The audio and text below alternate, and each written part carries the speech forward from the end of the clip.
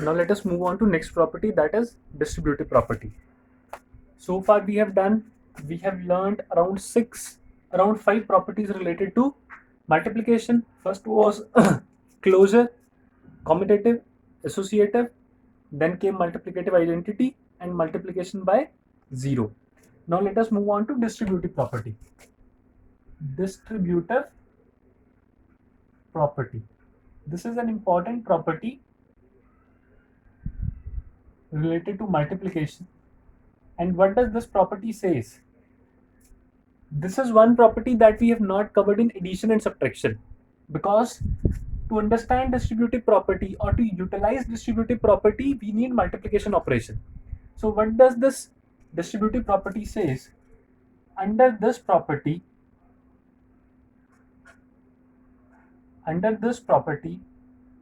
a product is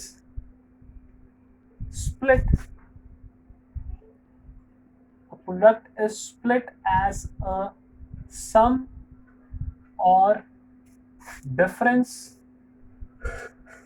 of two products of two products. Let us try to understand what is the meaning of this statement. A product is split. So let us first of all consider one product. Suppose I am having the product 3 into 6. I have to split this product as sum of two products. This is a product. Here I have not filled the numbers, but these are another two products. One product is split as sum of two products. So let us try to do for it. 3 into 6.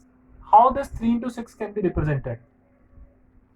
1, 2, 3. 1, 2, 3, 4, 5, 6. Suppose this represents 3 into 6. 3 rows, 6 columns, 1, 2, 3, 4, 5, 6. So how to split it? Suppose we cut it from here. So how does it become? It will be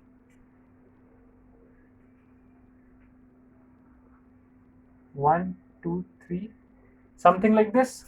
This is one portion I have written over here, and another portion would be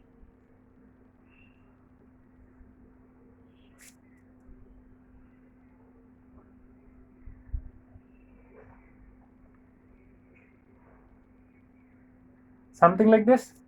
So this is 3 into 6. Obviously this would be 3 rows, 2 columns. You can write it as 3 into 2. And this is 3 rows, 4 columns. So we have separated this product as sum of two products.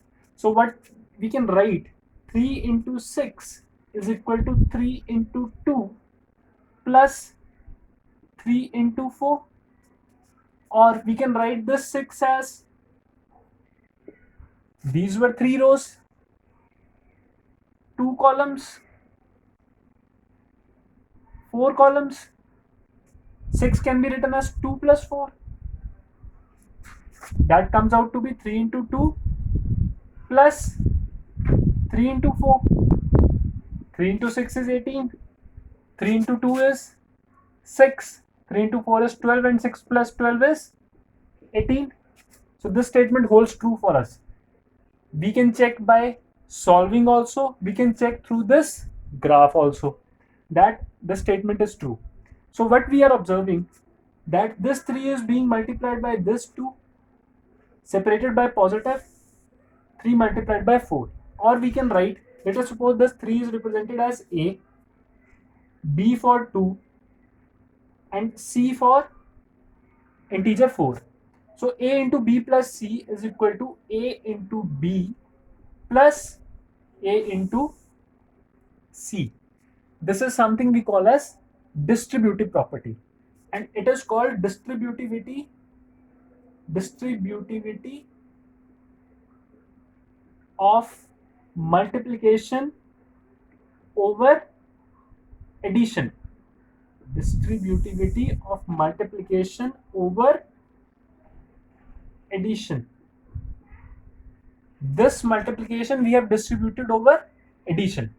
Similarly, we have one thing called distributivity of multiplication over subtraction.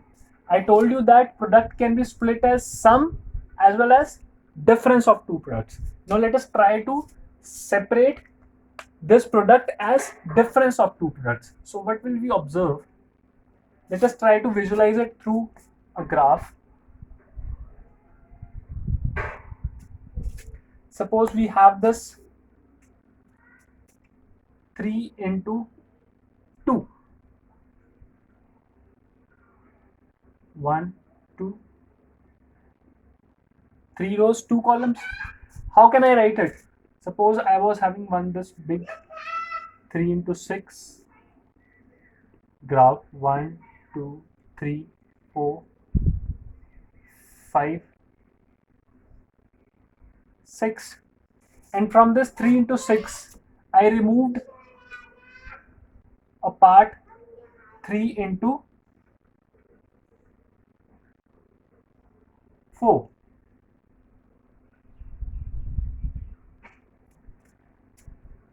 This is 3 rows, 6 columns. This is 3 rows, 4 columns. From this, if I remove this part,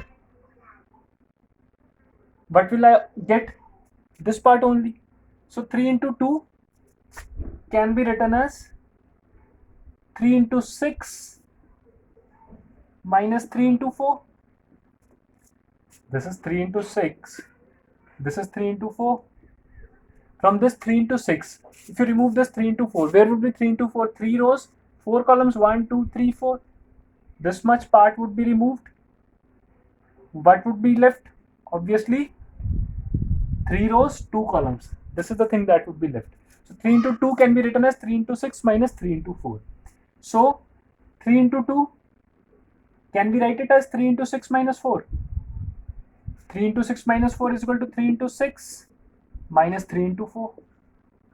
Or if 3 is A, 6 is B, suppose 4 is C. Over here, but we observe 3 into, these two cases are different. 3 into 6, A into B minus A into C.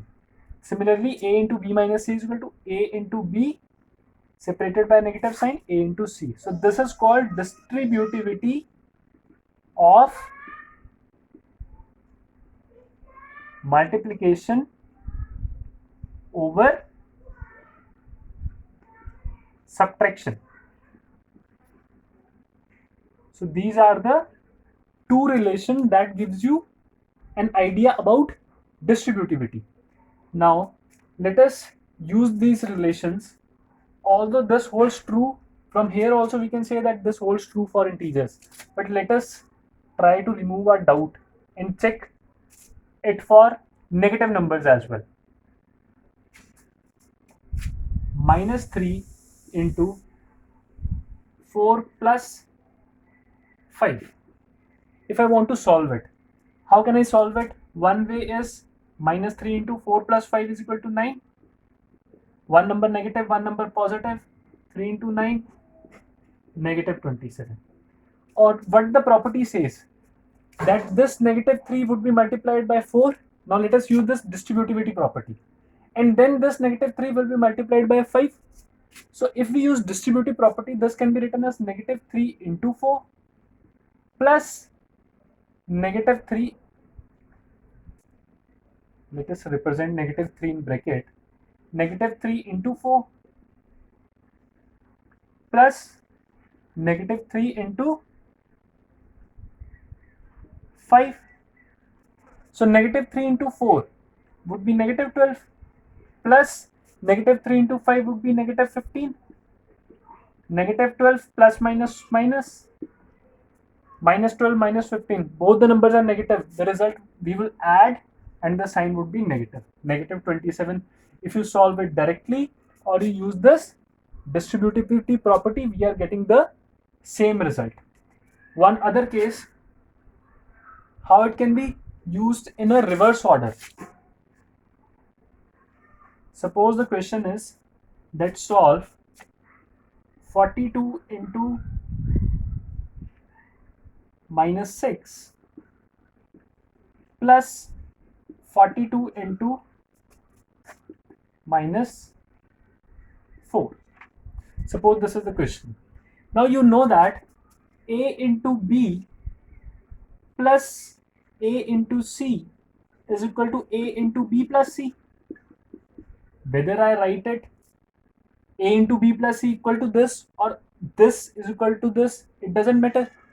So instead of multiplying it individually, let us use this property. So it would come out to be 42 into minus 6 plus minus 4 with this property. A into b plus a into c. What it can be written as a into b plus c. So 42 into minus 6 plus minus 4 means minus 6 minus 4 plus minus minus 42 into minus 10 equal to minus 420. So in this way we can use this distributivity property. So these properties of multiplication give us an idea of how the multiplication goes, means what is the significance of it or how can we visualize it. At the same time, these properties can be used to ease our calculations. So now related to these properties, I will share one assignment with you. You do that assignment and be more clear about all these properties of multiplication of integers. This is nothing but addition with last two operations that were addition and subtraction. Addition, subtraction, and now we are to multiplication. After that, we will move on to division as well. Thank you. That was all for today.